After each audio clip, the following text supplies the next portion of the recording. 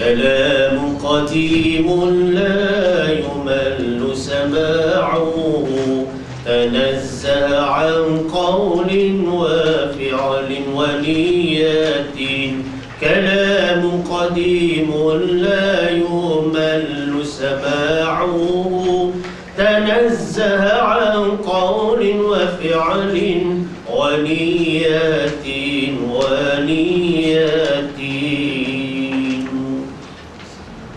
السلام عليكم ورحمة الله وبركاته. أعوذ بالله من الشيطان الرجيم. بسم الله الرحمن الرحيم. الحمد لله رب العالمين، والصلاة والسلام على أشرف الأنبياء والمرسلين وعلى آله وصحبه أجمعين. سبحانك لا علم لنا إلا ما علمتنا إنك أنت العليم الحكيم. رب اشرح لي صدري ويسر لي أمري واحلل عقدة من لساني يفقه قولي. اللهم علمنا ما جهلنا وذكرنا ما نسينا. اللهم أنت ربنا فارزقنا الاستقامة. ربنا هب لنا حكما وألحقنا بالصالحين والحمد لله رب العالمين. وبعد. Muslimin muslimat yang dirahmati Allah Subhanahu wa taala, alhamdulillah, syukur kehadirat Allah. Salawat dan salam wa Rasulillah sallallahu alaihi wa alihi wasallam. Nawaitul i'tikaf fi hadzal masjid sunnatan lillahi taala. Alhamdulillah, kita pada kali ini masuk pada siri yang ke-11 dalam perbincangan lahan ataupun kesalahan di dalam tilawah, dan menggunakan kertas kerja rujukan kita. Pada kali ini kita berada di muka surat 5, pecahan C bahagian bawah, yang mana pada siri yang lalu kita telah pun faham apa yang dikatakan ataupun pendapat ataupun huraian daripada Syekh As-Sakhawi tentang apa yang dimaksudkan sebagai lahan yang jadi. Pada kali ini kita terus menyambung dengan pecahan ataupun bahagian C, di mana dinyatakan wa qad arrafahu al-mutaakhiruna. Betul kan situ? Al-mutaakhiruna itu yang lebih tepat, okay? Wa qad arrafahu al-mutaakhiruna. Al-Syekh Al-Marsafi biqawlihi huwa khalalun yaqra'u ala al-alfazi fayakhillu bi'urfi al-qira'ati sawa'un akhalla bil ma'na am lam yakhilla. Ini dia kata sini, dan telah mentarifkan, mendefinisikan, menerangkan, arrafahu, dan telah mentarifkan ulama al-mutaakhirun, ulama ke belakang ini, ulama terkini, ya, ulama masa kini. Di antaranya yang bernama Al-Syekh Al-Marsafi. Mata kaki di bawah sana diberikan merujuk kepada kitab Hidayatul Qari. Ada 2 jilid kitab ini, 1 inci tebal tiap-tiap satu, yang dikeluarkan di Madinah Al-Munawwarah. Al-Syekh Al-Marsafi biqaulihi, dengan berkata, ini kata Syekh, tajwid yang terkini, yang masa kini lah, yang dimaksudkan sebagai lahan yang jali ini, iaitu khalalun, kecacatan, cacat, ya. Yatra'u 'ala al-alfaz, kecacatan yang berlaku ke atas lafaz. Lafaz ni sebutan, ya, sebutan-sebutan. Fayaqillu bi'urfil qira'ah, yang merosakkan bacaan yang biasa ataupun kebiasaan bacaan. Biasa sini bukan maknanya ada 2-3 cara. Biasa sini maknanya yang betul. Yang betul, ya. Rosak daripada bacaan yang sepatutnya. Sawa'un, sama ada, aqalla bil ma'na, sama ada merosakkan makna, merosakkan pengertian. Yang rosak pengertian bila sebut rosak makna. Am lam yakhilla, ataupun tidak. Inilah yang kita nak highlightkan dalam kuliah lahan kita ni. Ya, setengah orang bila bersembang Quran di kedai kopi, di serambi masjid dan surau, selepas seminar dan berbagai-nya, kita sering kedengaran, kalau tak berubah makna tak apa, dia kata. Tak betul. Tak berubah makna pun tak boleh, apatah lagi berubah makna ataupun mendatangkan tak ada makna, meaningless. Tak ada makna pun tak boleh. Mana boleh Quran tak ada makna? Quran penuh bermakna. Ya, nak ceritakan, inilah Al-Quran yang dimaksudkan dengan tajwid itu, ya. Dia tak boleh rosak yang berubah makna pun tak boleh, rosak yang tak berubah makna pun tak boleh. Sebab ada orang kata bila baca Fatihah, waladdallin,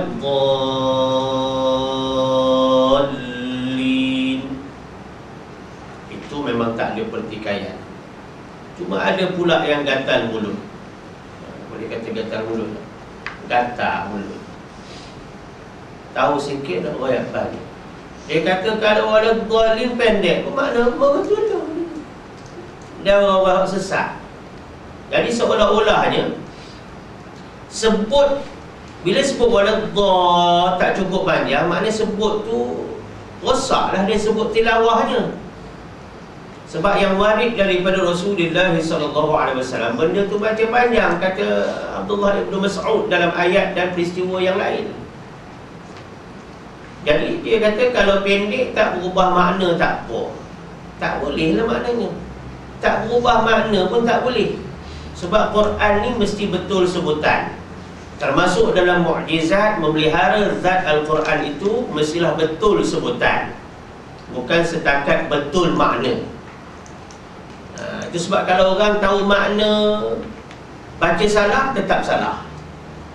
Tapi kalau orang tahu makna, baca betul, itu yang terbaik. Kalau orang tak berapa tahu makna, baca betul, tetap betul. Maknanya Quran ni yang paling penting, baca bagi betul, mengatasi faham makna. Kalau dibuat perbandingan. Namun yang terbaik, baca dengan betul dan faham makna yang dibaca. Kena faham baik-baik ayat saya tu, ya.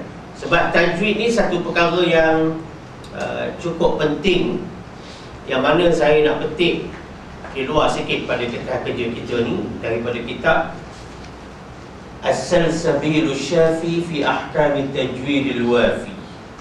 Kitab ni kitab tajwid pendekatan syair. Ini ulama lama, Al-Syekh Uthman Sulaiman Murad. Ni apa ni Syekh apa ni Quran Mesir zaman dulu.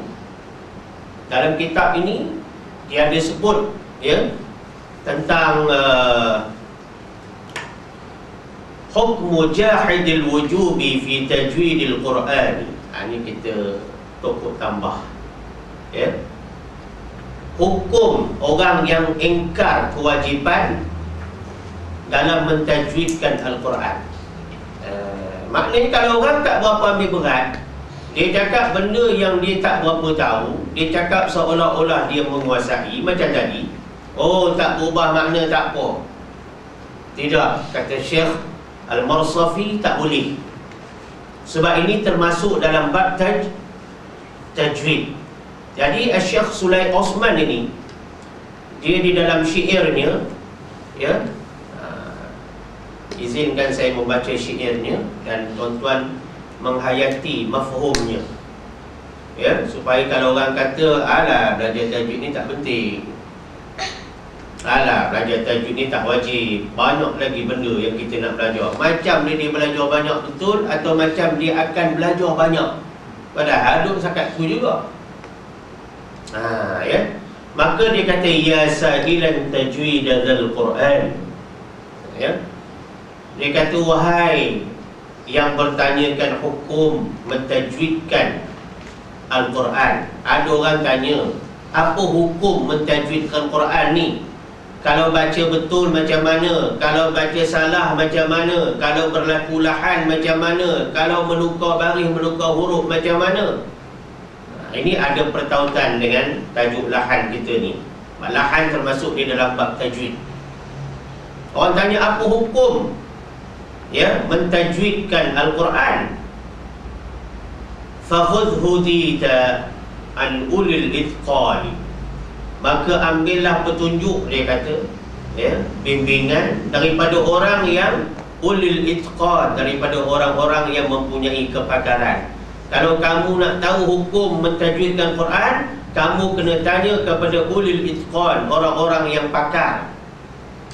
Bukan semua ustaz boleh tanya untuk mendapat perincian makna dan hukum. Kena tanya pada ulil itqan, ustaz yang berkepakaran di bidangnya. Tajwiduhu fardun kama salah. Mentajwidkan Al-Quran itu, kata Syekh ini, adalah hukumnya fardu.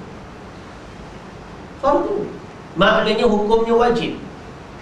Wajib macam mana? Kama salatu, sebagaimana wajibnya sembahyang.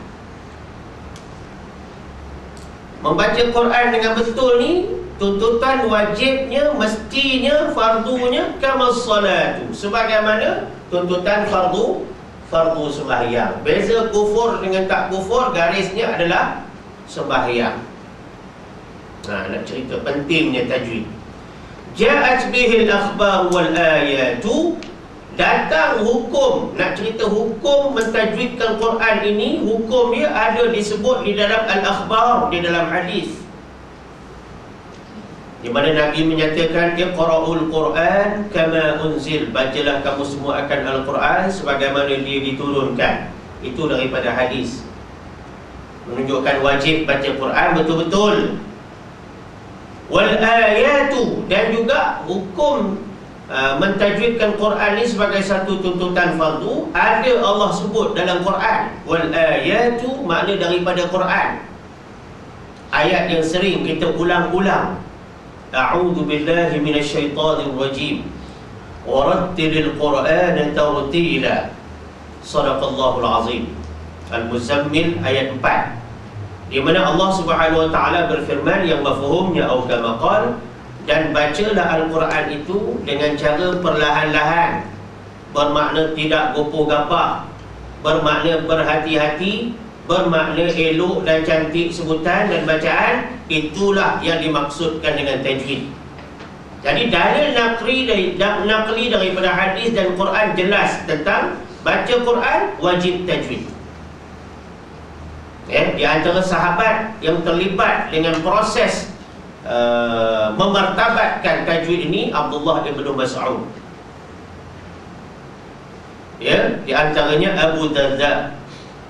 Ini yang mendampingi Rasulullah SAW. Beberapa hadis mereka yang meriwayatkan tentang betapa Nabi serius apabila ada di kalangan sahabat yang membaca Quran dengan sebutan yang salah.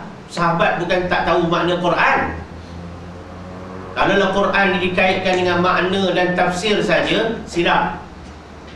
Lebih daripada itu. Ya, iaitu mestilah betul al-fals, betul sebutan-sebutannya.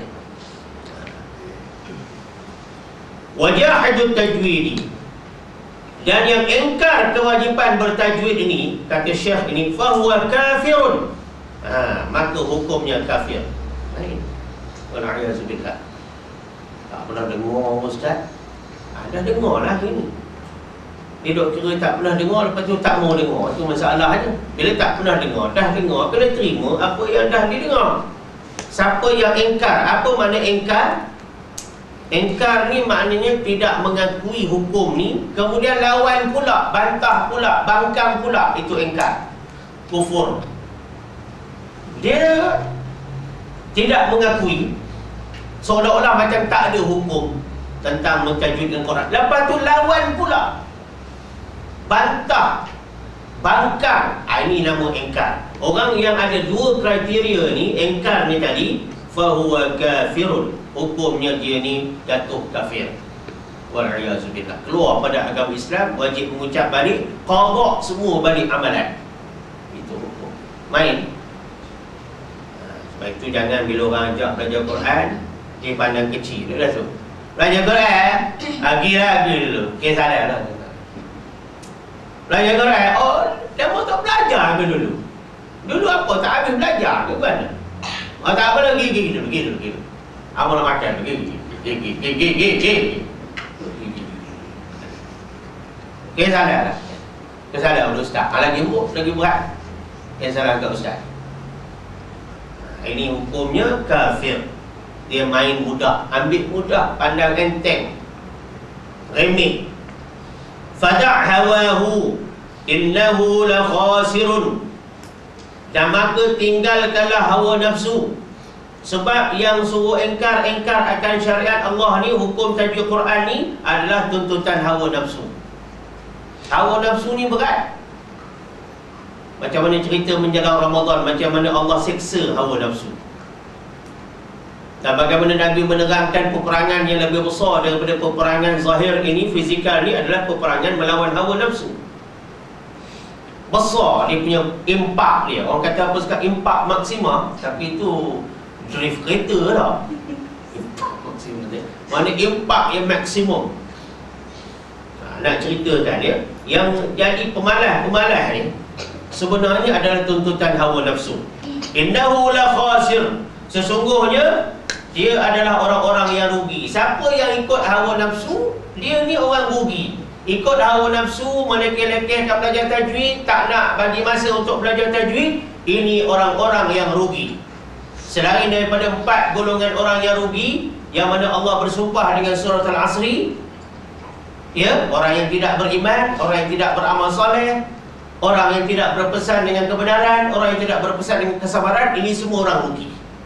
Orang yang untung, orang yang beriman, orang yang beramal soleh, orang yang berpesan-pesan, bertegur-tegur, bagi reminders tentang kebenaran, bagi reminders tentang kesabaran bila nak buat kerja-kerja agama ni, ini orang beruntung. Dan orang yang turut hawa nafsu, satu lagi, kumpulan kelima, orang yang rugi. Sebab bila ikut tuntutan hawa nafsu, dia boleh bawa kepada impak maksimal apa dia, jadi terjatuh kafir. Orang kita kalau dengar kafir ni dia marah. Tapi kalau kata ingkar tak apa. Kalau kata bodoh, oi marah. Kata jahil, memang aku jahil. Ada benda-benda dia boleh pakai istilah Arab, ada benda-benda dia fobia dengan istilah Arab. Kalau kafir tak boleh, kalau jahil tak apa. Bodoh tak boleh, ingkar tak apa. Ini orang Melayu. Belas Jawa dan Banjar sama je. Jadi kau tak mau dengar agama. Wa ghairu jahidil wujubi hukmuhu, dan orang yang tidak ingkar kewajipannya, yang tadi ingkar, yang ini tidak ingkar kewajipannya. Tak ingkar ni macam mana? Dia buat dia aja. Kau ceritalah datang hukum macam mana daripada Quran ke, daripada hadis ke, dia buat dia aja. Dia tak lawan. Dia tak kata dia tak setuju, tapi dia tak nak turut serta, tak nak join. Ini orang tak ingkar. Orang tak ingkar ni macam mana hukumnya? Hukumnya mu'azzabun, akan diazab juga, kena azab juga walaupun tidak jatuh kafir. Wa ba'da zaka, Dan setelah itu, lepas diazab itu, innahu yu'ta bihi li rawdatil jannat. Lepas azab tu baru masuk dalam syurga, Allah masukkan dia. Yang tadi kafir terus habis. Orang yang tidak ingkar ni, dia kena azab dulu. Lepas tu kalau ada iman walau sebesar zarrah, dia akan dimasukkan ke dalam syurga. Kaghairihi min sa'iril 'usah, sebagaimana orang lain yang melakukan dosa.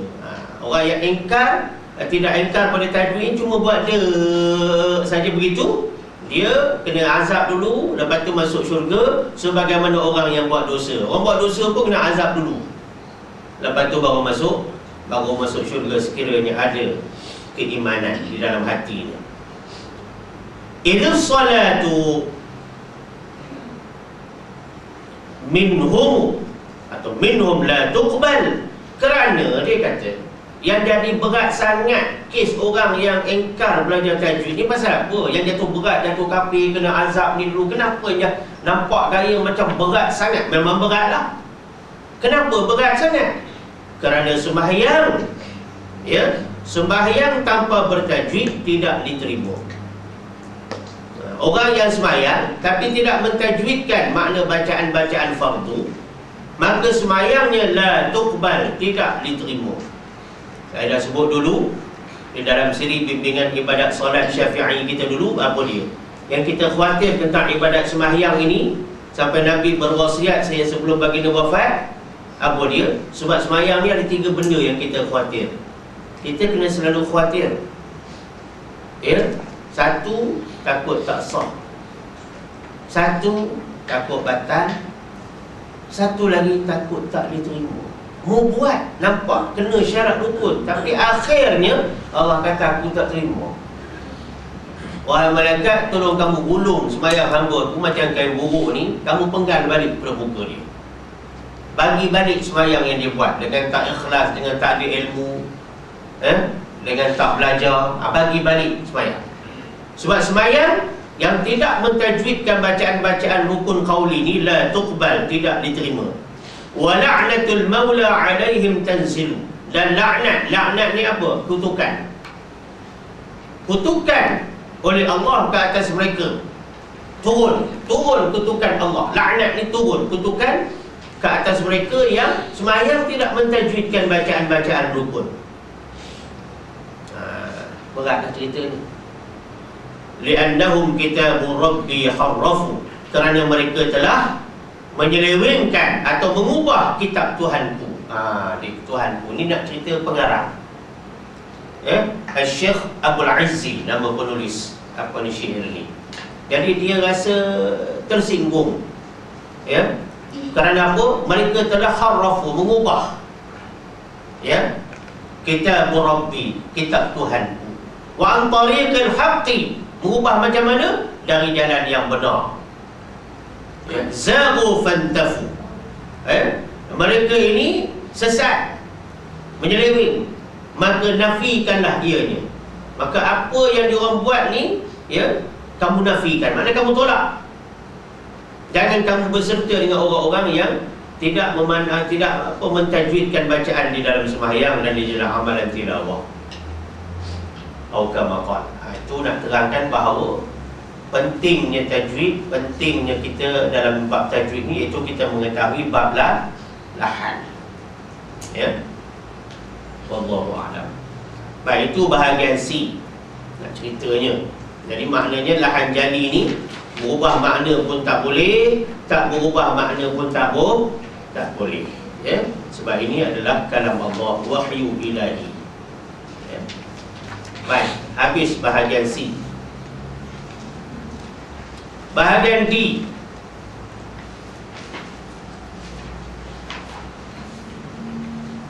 Wa'arafahu Al-Doktor Abdul Aziz Abdul Fattah Al-Qari, dan telah mendefinisikan, mentarifkan tentang lahan jali ini oleh Al-Doktor Abdul Aziz Abdul Fattah Al-Qari, ya. Ini boleh dirujuk di dalam kitab Qawaidut Tajwid, muka surat 27, nota kaki, footnote di bawah. Qawaidut Tajwid ni adalah kitab tajwid yang digunakan di Universiti Islam Madinah Al-Munawwarah di dalam kuliah Al-Quran. Ya. Jadi penulis ni memang seorang ahli Al-Quran, sebab itu ada Al-Qari di belakang tu. Ya. Apa kata Dr. Abdul Aziz Abdul Fattah Al-Qari ini biqaulihi, dengan katanya, huwa al-khata'u yatra'u 'ala al-lafzi fayakhillu bimabnahu ikhlalan zahiran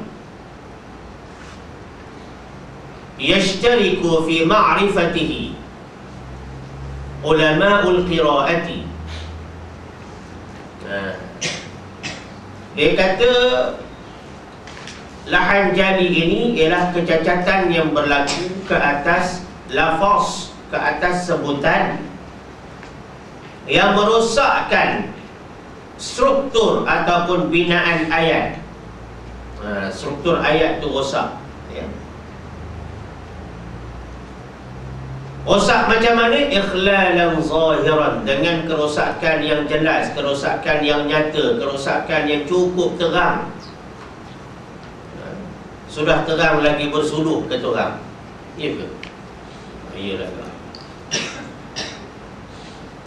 Yang diketahui oleh ulama qiraat, mana salah yang dibuat oleh orang, dan termasuk dalam kategori lahan yang jali ini dapat dikenali, dapat dikenal pasti, dapat ditentukan, dapat dikesan oleh siapa? Ulamaul qiraah, oleh ulama-ulama bacaan, ulama-ulama tajwid, dapat kesan bacaan dia.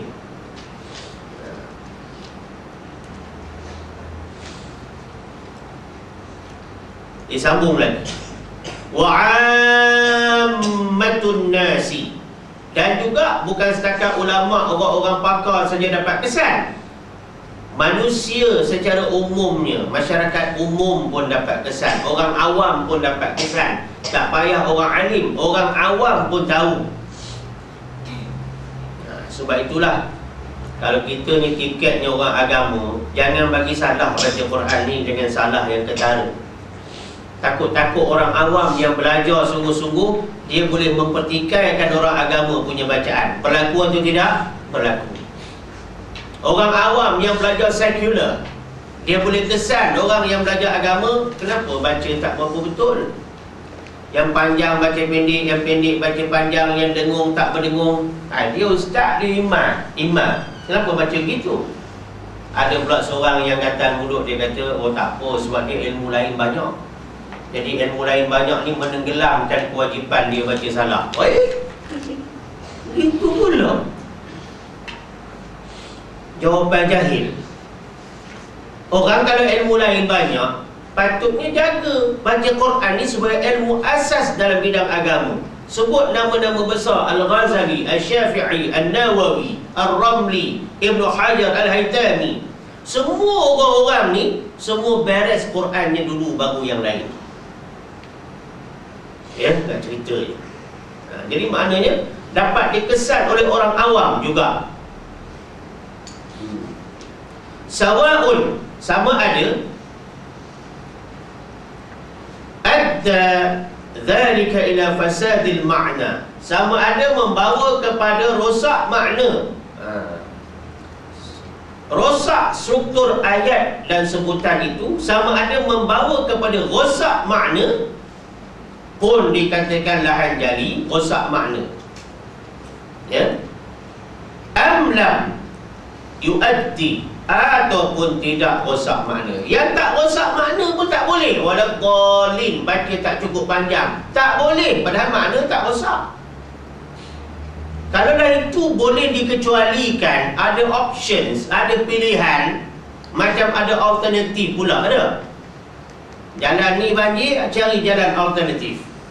Mana kalau nafas tak boleh baca panjang 6 harakat, oh tak apa, boleh baca pendek. Bukan begitu. Memang ada alternatif, tapi bukan memendekkan bacaan, tetapi memendekkan mana-mana ayat. Waqaf, lepas tu ibtidah tempat yang lain. Itu boleh. Tapi memendekkan dha 6 kepada kurang dari 6 tak boleh. Sebab saya dapat tahu ada ustaz-ustaz mengajar Quran kata tak apa. Kemudian sebut pula ada buku sebut. Buku-buku lah. Buku ni macam-macam. Dapat kat saya bagi buku 5 tu kan. Sebut buku. Ada buku yang tak bertanggungjawab. Ada buku yang bukan bidang nak bercerita. Kita nak tengok satu-satu bidang, kena tengok buku di bidang yang membicarakan masalah itu. Ini satu kitab. Di antaranya Usul Tadris Tajwid.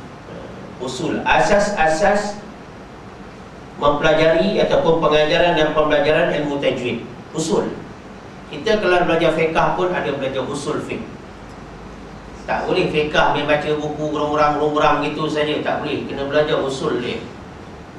Sebab tu tak ramai orang nak belajar fiqh. Sebab fiqh ni kena banyak buat study, homework.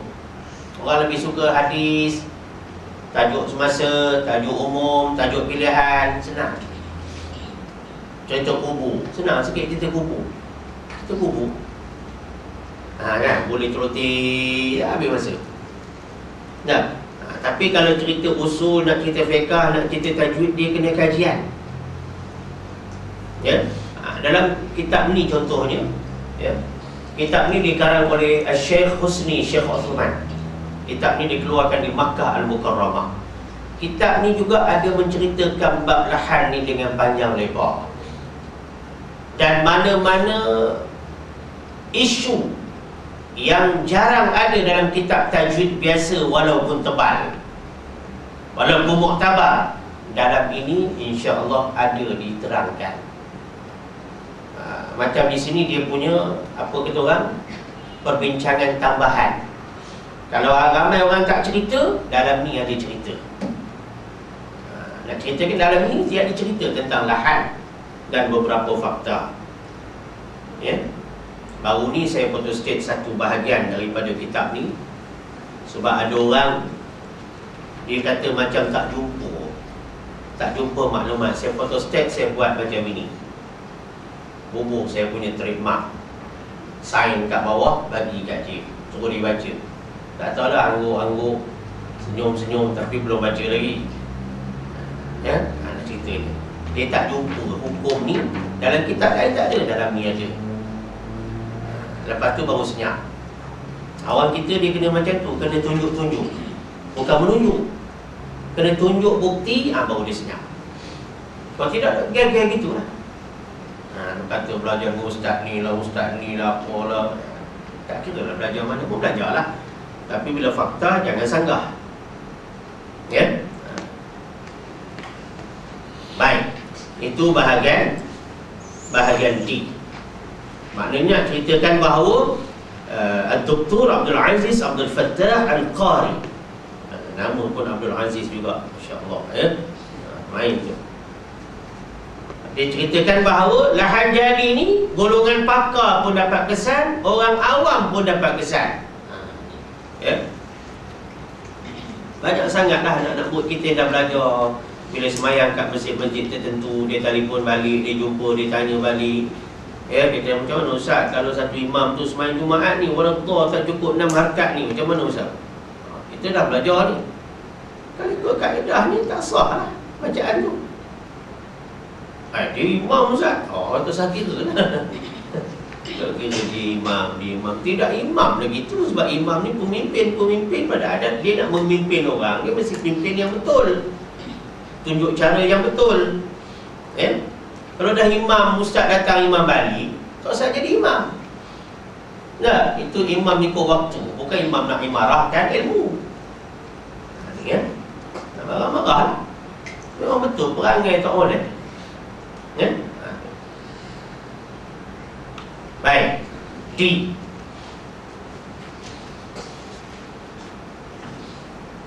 E, ya?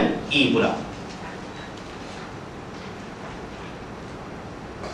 Ini dirujuk pada kitab Al-Wadih fi Ahkam Tajwid. Al-Wadih ni kitab keluaran Jordan. Kitab tajwid pendekatan gaya baru keluaran Jordan, Al-Wadih. Kitab lebih kurang 1/3 inci tebal dia. Ya.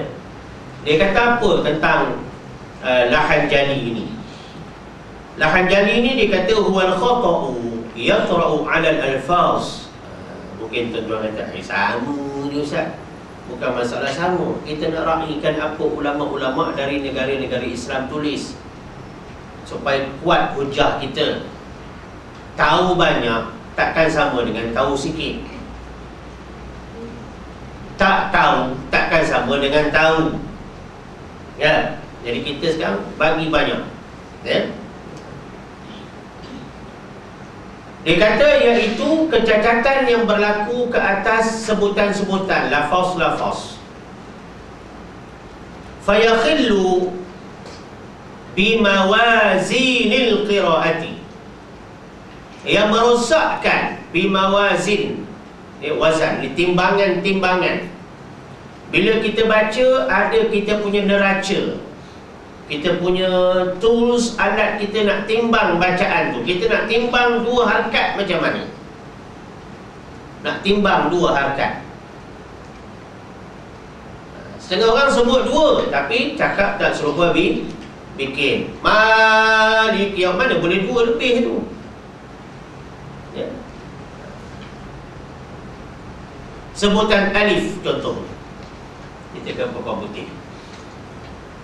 Ini anda nak rujuk pada kitab ni. Nak kata timbang tu macam mana timbang? Ya.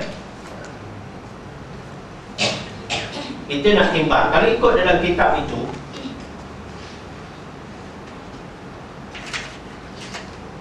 yang kata huruf al-muqatta'ah ni,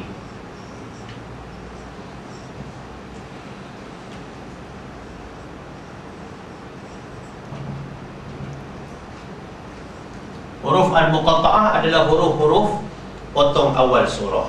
Ya. Antaranya alif, lam, mim, atau alif, lam, ra. Alif ni nak baca bang. Sebelum nak faham ini, kita bagi contoh. Ya. 4 huruf yang dibaca 4 harakat.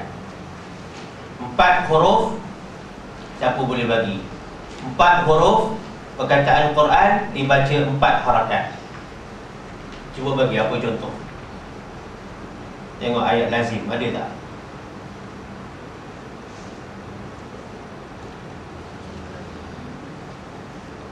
Ada. Fatihah ada tak?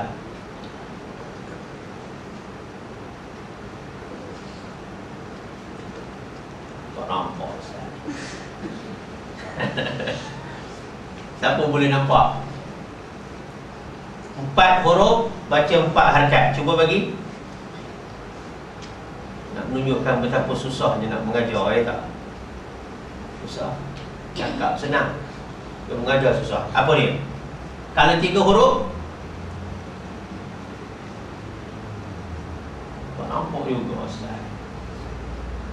Ada 3 huruf menambahkan 3 harakat.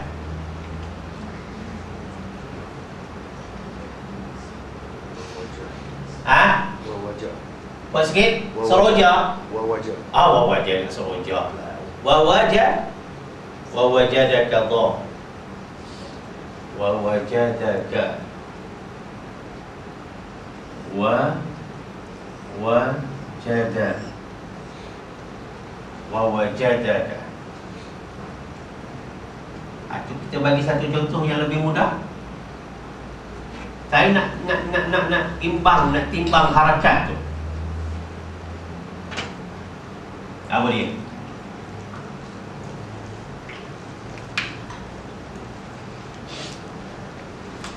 Abasa wa tawalla. Abasa. Okey. Lebih mudah dah. Abasa. Apa harakat? Apa harakat? 1, 2, 3 dah. ya.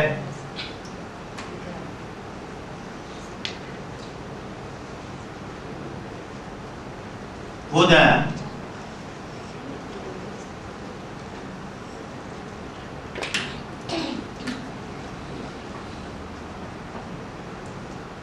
Dah ni berapa harakat? Dua dah. Dua ya. Ma. Man.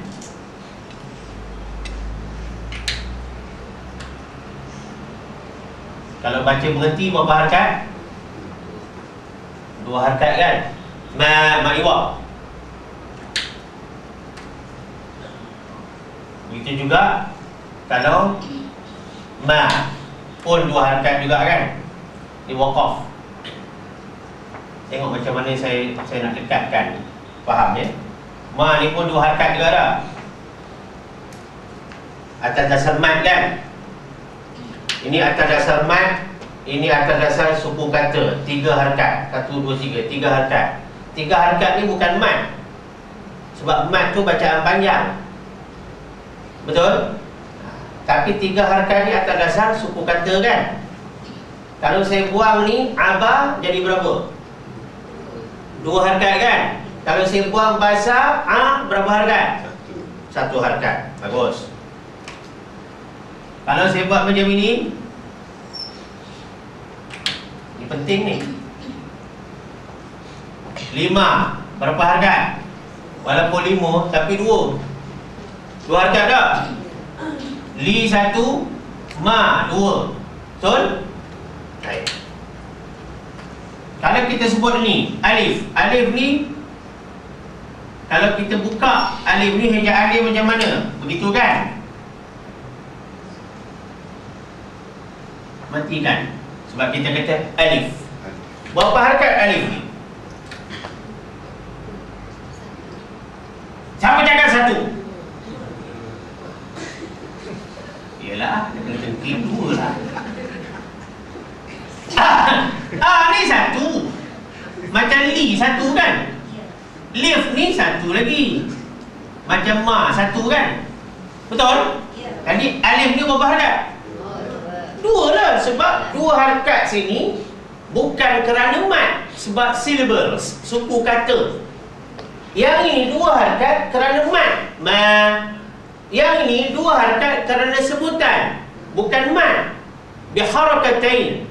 Ini bil mat, ini dengan mat, ini dengan 2 harakat. 2 harakat kerana mat, 2 harakat kerana suku kata. Analogi, dekatkan lagi Syekh Yusri. Yang ini 20 sen. Yang ini 10 sen, 10 sen. Walaupun jumlahnya 20 sen juga, tetapi ini 20 sen seketul. Yang ini 10 sen, 10 sen. Jumlahnya 20 sen juga, tapi kita tak boleh kata sama, sebab ini siling. 20 sen, ini siling, 10 sen, 10 sen. Ramai orang tak faham, dia kata ni satu harakat. Lepas tu dia gayakan alif. Dia kata, mana ada orang baca alif lah. Terkejut pula mula. Dia nak realisasikan alif ni satu harakat.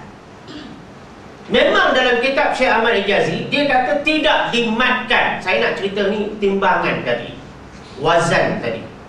Macam mana kita nak timbang? Kalau kita tak faham ni, kita tak reti nak timbang macam mana. Antara 20 sen dengan 10 sen, 10 sen, nak timbang macam mana kalau kita tak datangkan contoh. Dia kata alif satu harakat. Lalu dibunyikan alif. Cuba kita baca huruf muqatta'ah. Alif lam. Mana ada qari baca alif lam? Alif tak ada. Dia alif lam. Tok perkau pembaca alif lam. Kita bila cakap, kita dapat bentuk guru kita. Dan benda ni disebut dalam kitab tadi. Dia bagi contoh 5. Ini 2 harakat. Akan menjadi penyempurnaan kepada mat 2 harakat. Dan kita 2 harakat ini sama dengan 2 harakat ini.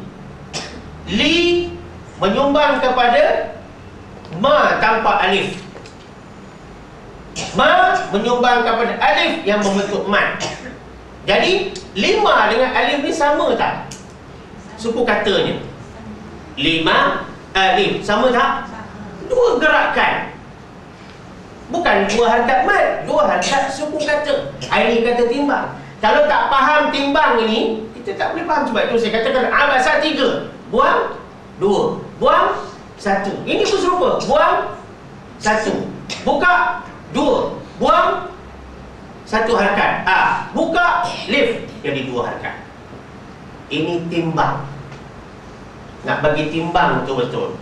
Ya. Jadi sebutannya alif lam mim.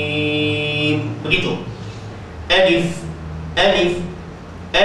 lam ra disebut dalam kitab usul tadi.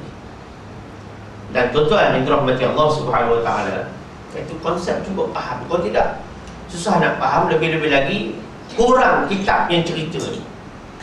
Yang cerita ini setakat ni saya jumpa dalam kitab ni. Nak menjelaskan alif tu berapa harakat. Ramai juga guru Quran kata 1 harakat. 1 harakat tu mungkinlah sebab tak jumpa fakta. Kita bukan berdasarkan fakta saja Dato'. Kita berdasarkan tuan-tuan guru kita yang bagi talaqi. Sebab itu walaupun ada orang dia kata mengaji dengan siapa-siapa, tak apalah, baguslah. Tapi saya ada rujukan utama saya. Tok Furgau ni tuan-tuan di Mesir mengaji dengan Syekh Abdul Fattah Al-Qadhi. Abdul Fattah Al-Qadhi ni guru tajwid dia. Hebat ulama ni. Abdul Fattah Al-Syaksyai ni guru tarannum dia. Syekh Mahmud Khalil Al-Husari guru talaqi musyafahah dia. Syekh Ahmad Hijazi guru talaqi musyafahah dia di Makkah. Ini semua orang-orang yang mempunyai kehebatan yang Allah bagi dalam bidang Quran. Dan dia membaca begitu. Ya, jadi bila dia baca macam tu, kita pun sampai macam tu juga. Cerita timbang. Nak timbang ni benda yang cukup unik, benda yang cukup seni. Ya, begitu. Baik, ini balik pada cerita ni tadi. Kecacatan yang berlaku ke atas lafaz yang merosakkan timbangan bacaan. Kalau disebut salah, timbangan rosaklah. Alif yang disebut 2 harakat, dia kata 1 harakat. Untuk membenarkan, menegakkan benang yang basah, dia pun bagi contoh laju sebut alif, dia kata. Cuba buka bacaan Syekh Mahmud Khalil Husari. Mana ada sebut alif? Tak ada. Alif lam. Begitu. Buka Al-Baqarah baca-baca. Tak ada alif, tak ada. Bila sebut 2 suku kata, mana boleh jadi 1 harakat. Bila 1 baris mesti menyumbang 1 harakat timbangan dia. Kerana apa? Ada 1 lagi bentuk bacaan namanya raum. Raum ini 1/3 harakat. Maknanya yang 1 harakat itu dijadikan 1/3 harakat. Nasta'in itu mati dengan ma'arif disukun. Kalau nak dibaca 1 harakat, nasta'inu, nu 1 harakat. Tapi dia tak 1/3 harakat, maka nu tak boleh bunyi lekap. Dia bunyi nu. Nasta'in. Dia bunyi begitu. Menunjukkan kalau 1/3 harakat, yang 1 baris katakan ma tadi, dalam raum dia bagi depan, maka dia potong lagi jadi 1/3 harakat. Tak puas ni, saya nak terangkan bagi puas betul-betul yang ini. Ya, tentang wazan, tentang timbangan ni. Ya, mizan ni, mizan tajwid. Katakan contoh nasta'in.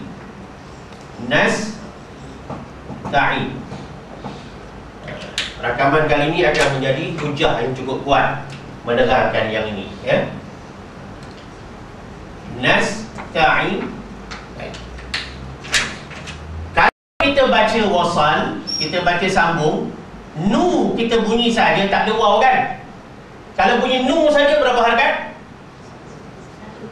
1 harakat. Serupa macam saya bunyi li, 1 harakat, ma 1 harakat, a 1 harakat, li 1 harakat. Betul? Baik. Dalam raum yang nu ni, kerana dia balik depan ma'arif disukun, dia dibunyikan 1/3 harakat. Menunjukkan nu ni memang 1 harakat. Li memang satu harakat, ma memang satu harakat, a memang satu harakat, lim memang satu harakat. Cuma yang satu harakat ni di dalam raum dia baca 1/3, potong lagi. Dia jadi daripada nu, kalau dua harakat nu gitu. Satu harakat nu. Nu satu harakat. Kalau dua harakat ada waw, nu. 1/3 harakat nu. Nu. Nu. Nu. Sikit. Nu 1/3 harakat. Nu satu harakat. Nu dua harakat. Inilah timbangan dia. Kalau tak faham, kita takkan faham apa yang dinamakan raum. Bacaan raum. Ini menjelaskan apa yang maksud harakat dalam hubungan mad, harakat dalam hubungan suku kata, syllables. Ini kena faham. Ya. Baik. Panjang kita ya bercakap tentang bimawazinil qiraah itu tadi. Ya. Merosakkan timbangan-timbangan bacaan. Dan kalau orang salah sebut ini lahan. Lahan baca tahlil Al-Baqarah Alif Lam Mim sebut tak betul. Lahan bacaan tu. Sebab rosak timbangan. Orang baca Maliki Yaumiddin, dia baca Maliki Yaumiddin lebih pada dua. Orang baca Ihdinas Siratal Mustaqim, ra, dia baca Ihdinas Siratal, lebih lah tu. Orang baca Siratal Ladzi, dia baca Siratal, lebih lah tu. Kalau ini tadi kurang, yang tadi contoh pula contoh lebih. Bila lebih timbang tak betul. Orang minta 1 kilo limau, dia timbang 30 kilo.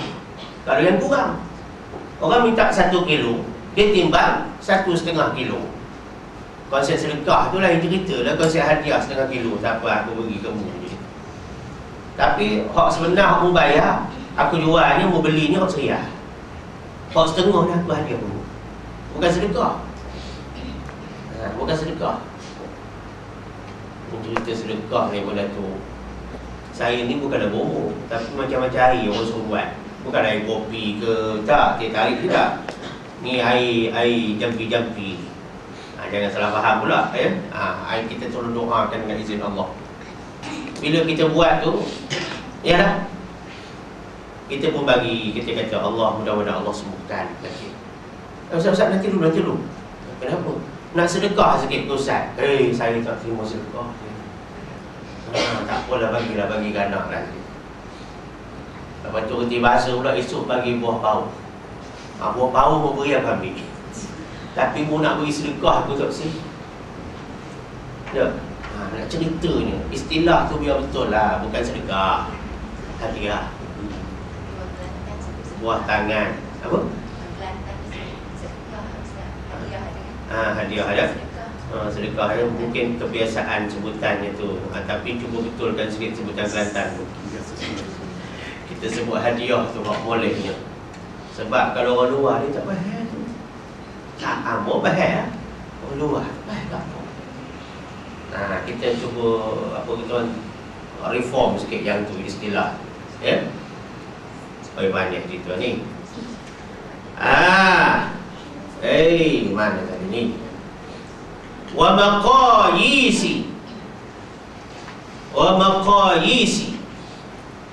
maqayisi tilawati, dan juga dipanggil wa maqayis ni macam percaturan. Ya.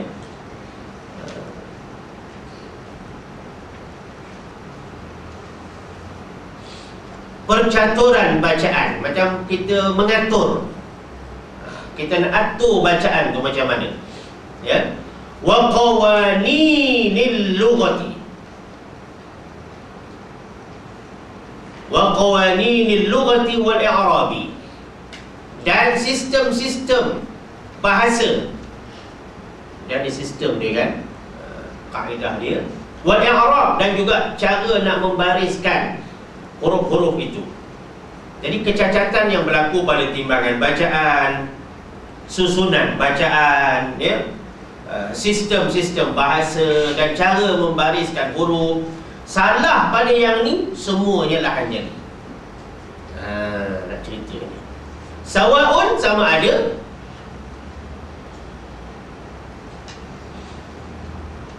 tarattaba alaihi ikhlalun bil ma'na am la.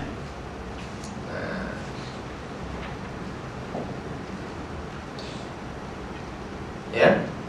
Jadi dia nak katakan bahawa di antara kesalahan jadi itu juga, kalau kesalahan-kesalahan yang disenaraikan tadi sama ada membawa kepada rosak pengertian ataupun tidak. Tak boleh juga. Maknanya by hook or by crook kena bagi betul sebutan segala-gala. Makna kena belajar sungguh-sungguh, semati kena belajar. Ya. Jangan bagi alasan tak berubah makna, tak apa. Kalau dah tak berubah makna, tak apa. Sahabat-sahabat Nabi tidak ditegur. Sebab mereka semuanya Arab Quraisy. Tapi bila salah sebut kalam Allah, walaupun kau sahabat aku yang terima wahyu, seolah-olahnya begitu. Benda ni adalah mukjizat yang teragung oleh Allah kepada aku, maka kamu kena baca betul macam mana aku terima daripada Sayyidina Jibril alaihissalam, yang Jibril juga menerima daripada Allah Subhanahu wa taala. Ya, itu juga dikatakan sebagai lahan yang jadi. Bahagian akhir untuk tajuk ini F, muka surat berikutnya atas.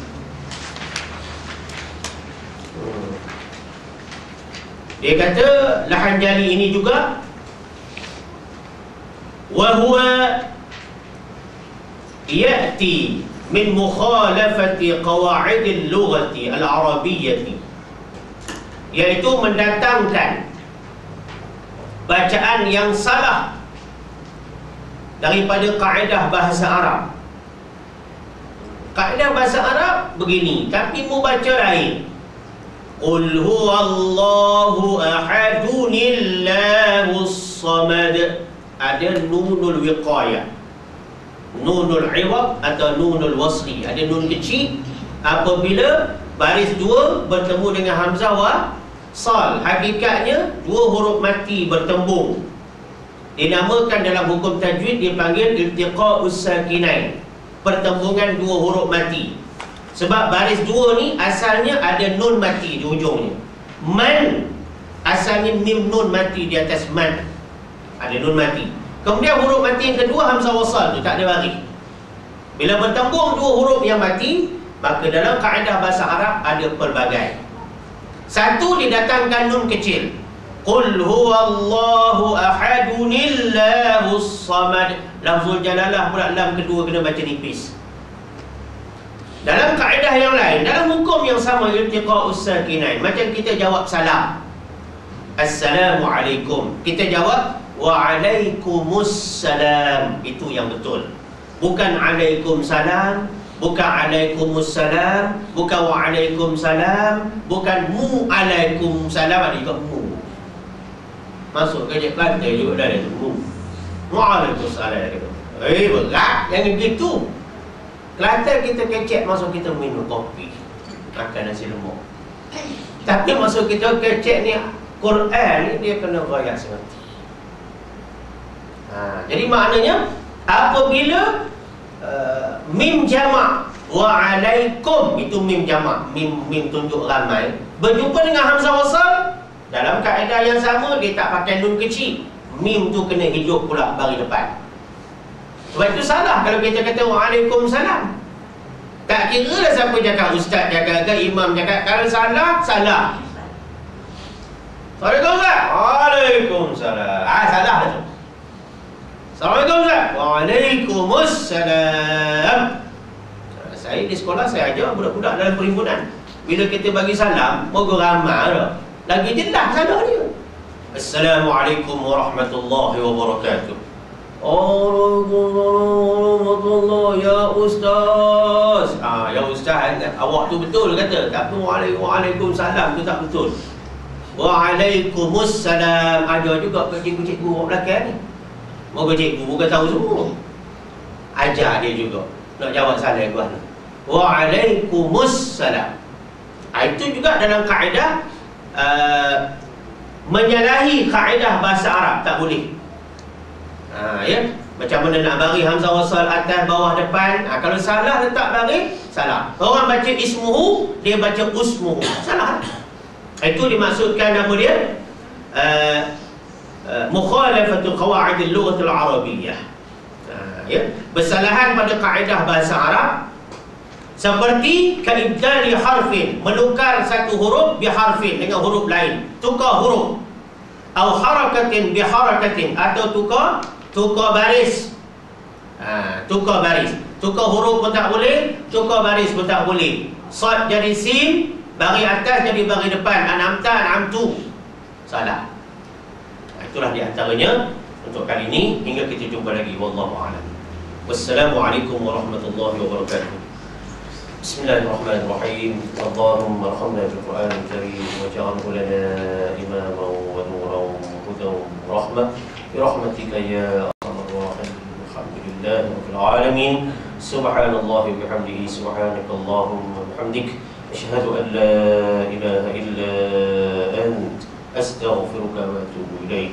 Bismillahirrahmanirrahim. Wal 'asri innal insana lafi khusrin illa alladhina amanu wa 'amilus shalihat wa tawasaw bil haqqi wa tawasaw bis sabr. Shadaqallahul 'azim. Assalamualaikum warahmatullahi wabarakatuh.